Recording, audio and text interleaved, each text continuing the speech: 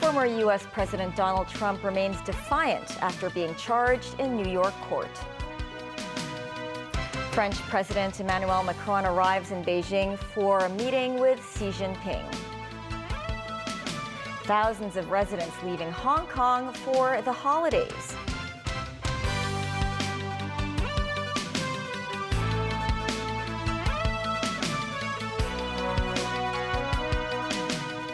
Hello and welcome to TVB News. As the first ever former U.S. president to face criminal charges, Donald Trump pleaded not guilty to all charges as he appeared in a Manhattan court Tuesday afternoon. A New York grand jury charged Trump with 34 felony counts of falsifying business records in relation to hush money payments to cover up Trump's alleged affairs. Trump flew back to Mar-a-Lago after the court appearance, and his next court hearing is set for December. Tracy Furness has more. Video cameras were only allowed in the hallways of the Manhattan courthouse where Donald Trump surrendered to authorities. He was fingerprinted but did not have to wear handcuffs. Trump sat grim-faced as a 16-page indictment and statements of facts were unsealed. It read, "The defendant Donald J. Trump repeatedly and fraudulently falsified New York business records to conceal criminal conduct that hid damaging information from the voting public during the 2016 presidential election." Trump was in court for about an hour, and when he was asked how he pleaded to these charges, he firmly said not guilty. As Trump was leaving court, he turned to District Attorney Alvin Bragg, who brought the charges and glared at him for several seconds. Outside the court, opinions were divided about this case. They brought up this case to humiliate him, to stop him from running. This is a shared political persecution, which is very dangerous for our country. Well, a lot of people are pretty tired of Trump, and a lot of people feel like this circus needs to end at some point. Several of former President Donald Trump's children, including Donald Trump Jr., Eric Trump, and Tiffany Trump, were seen at Mar-a-Lago to watch their father's speech after he flew home from his arraignment in New York.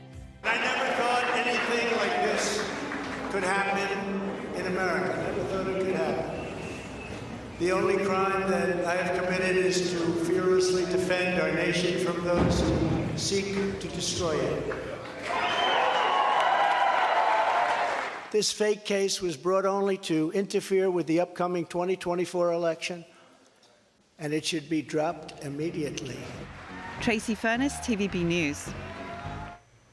French President Emmanuel Macron arrived in Beijing for a 3-day state visit where he will be joined by European Commission President Ursula von der Leyen.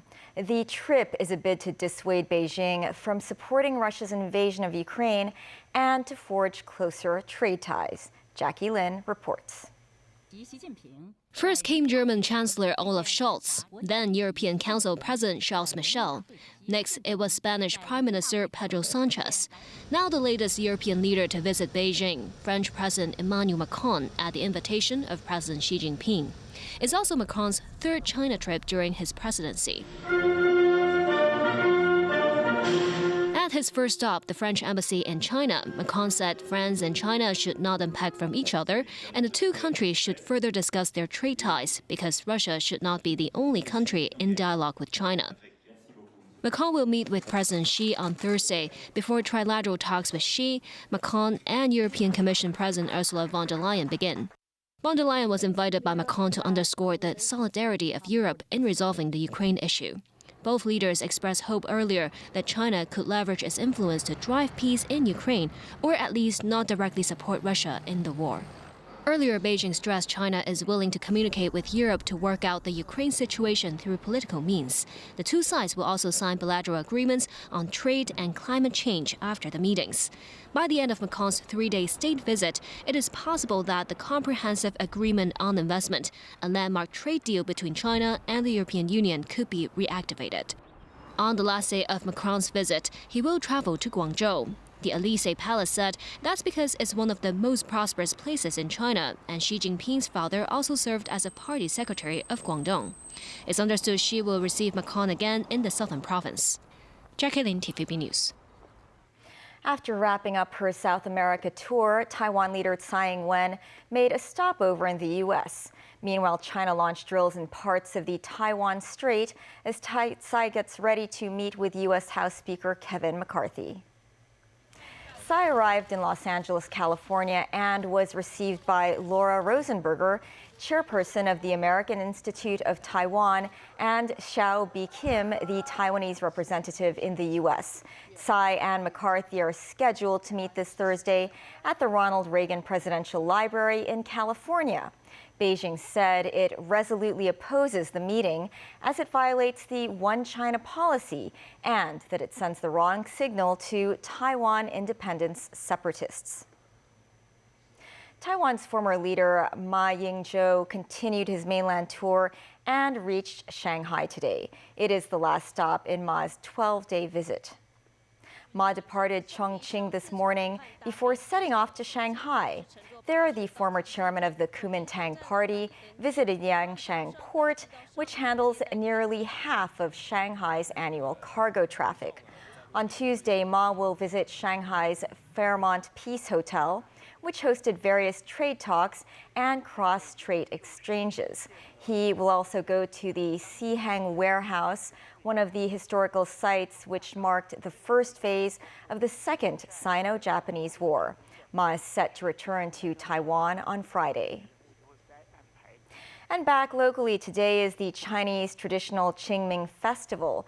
The tomb sweeping and Easter holidays mark the first long holiday opportunity since the Hong Kong mainland border fully reopened.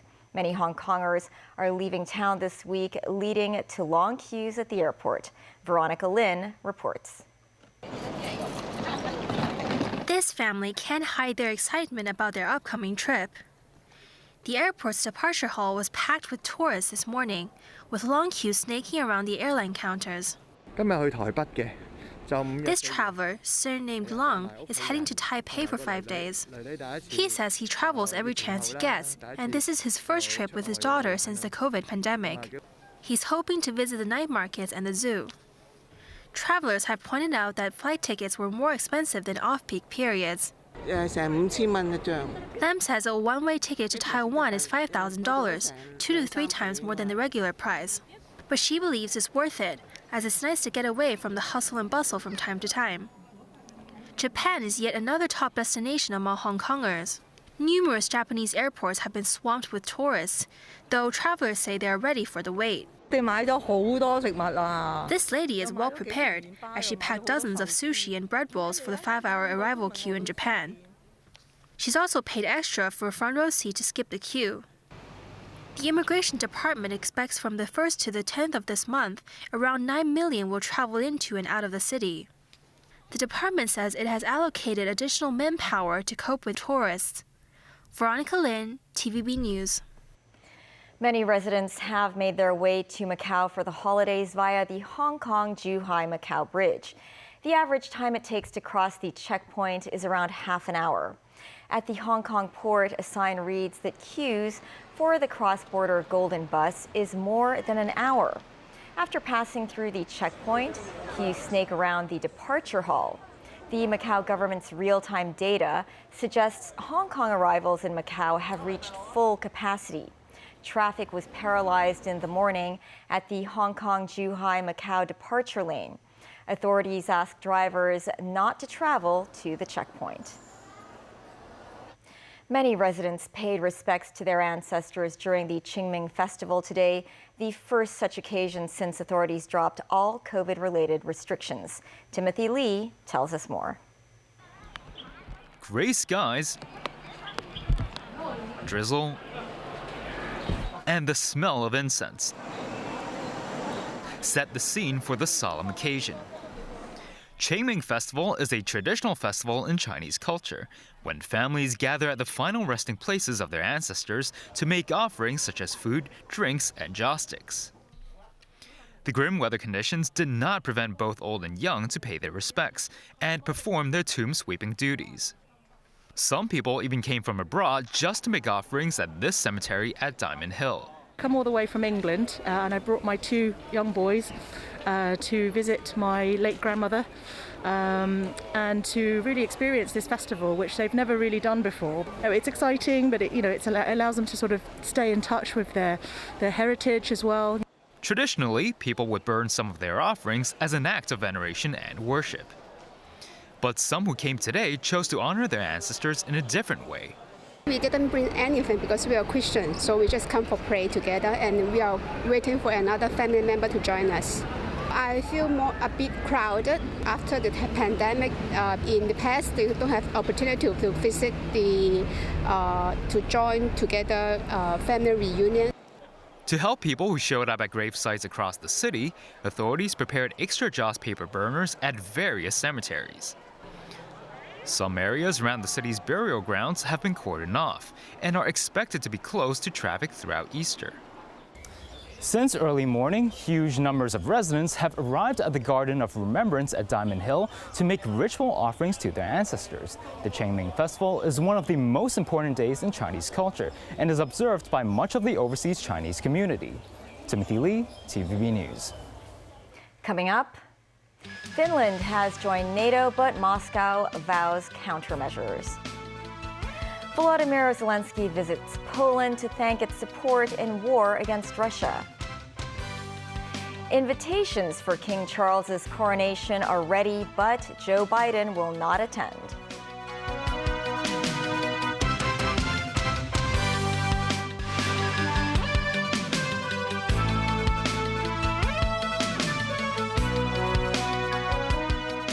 Welcome back. Finland formally joined NATO on Tuesday in a move that drew a threat from Moscow of countermeasures. The Nordic country's accession ends 7 decades of non-alignment and doubles the border that NATO now has with Russia. Matthew Bray reports. The Finnish flag was raised at NATO headquarters, attended by the Secretary-General Jens Stoltenberg and the Finnish President Sauli Niinisto.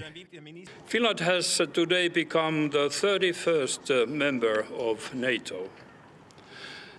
The era of military non-alignment in our history has come to an end. Inside the NATO building, Stoltenberg extended congratulations. Let me start by welcoming Finland as the newest member of our alliance. Finland joining NATO deals a blow to Russia since it blundered into Ukraine over a year ago. Helsinki has been neutral since the Second World War. Now NATO is up even further on Russia's borders, another 1,340 kilometres. Moscow has warned that it would take retaliatory steps to address what it termed threats created by Finland's membership. That may mean bolstering forces near the border should more troops or equipment be sent to Finland, although much of Russia's capable forces have apparently been used in Ukraine. White House Press Secretary Karine Jean-Pierre said the accession of Finland to NATO had been a priority for Biden. The Kremlin has not that many options, though, beyond bold statements about countermeasures. It did carry out a hacking attack on the Finnish parliament's website. A group known as No Name 057-16, which has acted on Moscow's orders before, said it was responsible. Finland, on the other hand, has significant real capabilities, a 280,000-strong fighting force based on universal male conscription and a well-trained reserve. It has modern artillery, warplanes and tanks, all with one aim in sight, repelling any Russian invasion. Matthew Bray, TVB News. Ukraine's leader Volodymyr Zelensky is in Poland on a state visit deemed as a gesture of thanks to its neighbor for support over its war with Russia. Zelensky and his wife were met by Polish President Andrzej Duda. The visit is a rare foray outside Ukraine for Zelensky. This trip was also announced in advance, unlike other trips abroad. The purpose of the trip is to primarily thank the Polish, who have been staunch supporters of Ukraine since the Russian invasion. Poland itself feels threatened by Russia on its eastern flank. In Britain, Buckingham Palace have sent out the invitations for May's coronation of King Charles III in London. For the first time, his wife is referred to as Queen Camilla. David Garrett has more. This was Charles III last week on his first overseas state visit in Germany. The British king already getting used to life as the reigning monarch. In a month's time, he'll be officially crowned in a coronation ceremony at Westminster Abbey. The first Londoners seen since the crowning of his mother, the late Queen Elizabeth II, back in 1953. Here is the invitation, designed by illustrator Andrew Jameson. It reflects the King's love of nature with images of flowers, birds and insects. This has been sent to around 2,000 invited guests. Perhaps the most significant thing is the reference to a new title, Queen Camilla. Camilla is pictured here with Charles in the official release. It shows the couple in the blue drawing room of Buckingham Palace. Her official title had been Camilla Queen Consort, a way to differentiate her from the late Queen Elizabeth, who died in September. King Charles is to be crowned alongside his wife of 18 years, Queen Camilla, at Westminster Abbey on May 6th. US President Joe Biden telephoned the King to tell him he would not be travelling, but instead the First Lady, Jill Biden, will attend the King's coronation on behalf of the White House. The King says he does not want the spectacle to be overly lavish due to the cost of living crisis currently engulfing the United Kingdom. Camilla's grandchildren will be in the ceremony alongside the King's grandson, Prince George, the son of the Prince and Princess of Wales. It is still not clear if the King's second son, Prince Harry, and his wife Meghan will attend. David Garrett, TVB News. In Scotland, the husband of former First Minister Nicola Sturgeon has been arrested as part of an investigation into the Scottish National Party's funding. Peter Murrell, who stood down as the chief executive of the governing pro-independence party last month, was taken into police custody on Wednesday, according to the BBC. The police are looking into what happened to more than £600,000 raised by Scottish independence campaigners in 2017. The money was missing from the party accounts. His wife, Nicola Sturgeon, stepped down as leader of Scotland's government last month after 8 years in power. TikTok has been fined nearly $16 million by Britain's privacy watchdog for misusing children's data and violating other protections for users' personal information. The UK's Information Commissioner's Office said that between 2018 and 2020, TikTok allowed as many as 1.4 million children under the age of 13 to use the app. This despite the platform's own rules prohibiting children that young from setting up accounts. TikTok, owned by Chinese firm ByteDance, collected and used personal data of children, the office said. TikTok said it disagreed with the watchdog's decision. A logistics company has launched Hong Kong's first artificial intelligence community learning lab for underprivileged kids. The firm has been using AI in its operations and wants to help the next generation learn the skills. Veronica Lin reports. Logistics company GoGoX, formerly known as GoGoVan, has teamed up with technology training company Preface to establish an artificial intelligence learning lab. GoGoX co-founder and CEO Stephen Lam says AI is widely used in his company, such as when matching a driver to a potential client for delivery service. The newly launched lab offers free access to cutting-edge AI tools for kids with limited access to technology. The targets are primary, secondary, and university students in areas such as Samshebo and Tinshui. The courses include an introduction to AI tools such as ChatGPT, application of AI in everyday life, and more. A trial period will last around 2 months, in which the lab will assess participants' proficiency in AI and adjust the curriculum according to their needs. Since its launch in November 2022, ChatGPT has amassed over 1 million monthly active users. However, certain higher education institutions, such as the University of Hong Kong, have banned the use of ChatGPT. Tommy Low, founder and CEO of Preface, says instead of barring students from the platform, schools should embrace it and teach them how to use it properly. Regarding the banning of using ChatGPT, in fact, that ban is actually quite invalid because there's no way the university could ban the use of technology. Instead of banning them, we provide an alternative to provide them right education, how to use them ethically and in a right educational way. He added that with every job lost to AI, a new job will be created because of it. Starting today, pupils can sign up online. The lab hopes to recruit around 300 students. Instead of being replaced by AI technology, founders of GoGoX and Preface hope these kids will be able to future-proof themselves with machine learning courses. Veronica Lin, TVB News. That is the news. Thanks for watching. Enjoy the rest of the holiday.